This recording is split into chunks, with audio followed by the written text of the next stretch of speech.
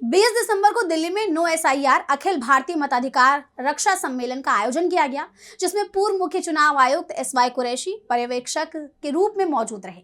तो वहीं सामाजिक कार्यकर्ता योगेंद्र यादव ने देश भर से आए प्रतिनिधियों के सामने एसआईआर की जमीनी हकीकत को रखा, जिस दौरान चुनाव आयोग पर खूब सवाल उठे। तो और क्या कुछ हुआ इस सम्मेलन के दौरान, जानने के लिए देखिए ये रिपोर्ट। विपक्ष लगातार एसआईआर का विरोध कर रहा है, जिससे बीजेपी और चुनाव आयोग की टेंशन बढ़ी हुई है। इस बीच 20 दिसंबर को दिल्ली में नो एसआईआर अखिल भारतीय मताधिकार रक्षा सम्मेलन का आयोजन किया गया, जिसमें चुनाव आयोग पर सवालों की बौछार की गई।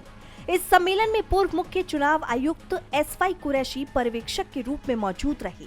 उन्होंने आयोग पर सवाल उठाते हुए कहा कि देश में पहला एसआईआर 2003 में हुआ था।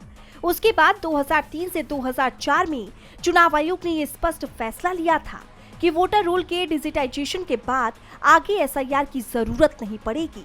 डिजिटल वोटर लिस्ट को केवल वार्षिक संशोधन के जरिए अपडेट किया जाएगा, जिसमें माइग्रेशन, नए मतदाता जो जीवित नहीं है और 18 वर्ष की आयु पूरी करने वालों को जोड़ा या घटाया जाएगा। यही प्रक्रिया पिछले 25 सालों से अपनाई जा रही थी। जिस वोटर लिस्ट को 25 साल तक वैध माना गया, उसे अचानक खारिज कर देना और 30 साल का काम 15 दिनों में करने की कोशिश करना गंभीर समस्या को जन्म देता है। इसी दबाव में कई बूथ लेवल ऑफिसर तनाव में आ गए।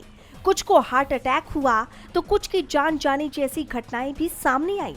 ऐसी घटनाएं सरकार और सुप्रीम कोर्ट को झकझोरने के लिए काफी होनी चाहिए थी, लेकिन इस पर कोई संवेदनशील प्रतिक्रिया नहीं दिखी।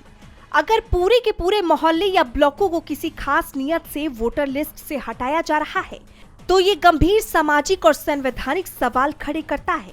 तो वही सामाजिक कार्यकर्ता योगेंद्र यादव ने चुनाव आयोग पर सवाल उठाते हुए कहा कि दिल्ली में आयोजित ये सम्मेलन देश के 10 राज्यों से आए प्रतिनिधियों की भागीदारी से हुआ है। उन्होंने आयोग पर आरोप लगाते हुए आगे कहा कि एसआईआर के नाम पर वोटर लिस्ट का शुद्धिकरण नहीं, बल्कि बड़े पैमाने पर छटाई की जा रही है।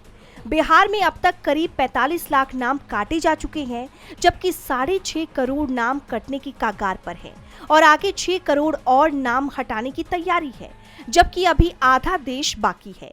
ये प्रक्रिया वोटर लिस्ट को साफ करने की नहीं, बल्कि वोटर लिस्ट से सफाई की प्रक्रिया बनती जा रही है। योगेंद्र यादव ने आगे कहा कि नागरिकता की जांच गृह मंत्रालय का विषय है, चुनाव आयोग का नहीं। दोनों को अलग अलग रखा जाना चाहिए।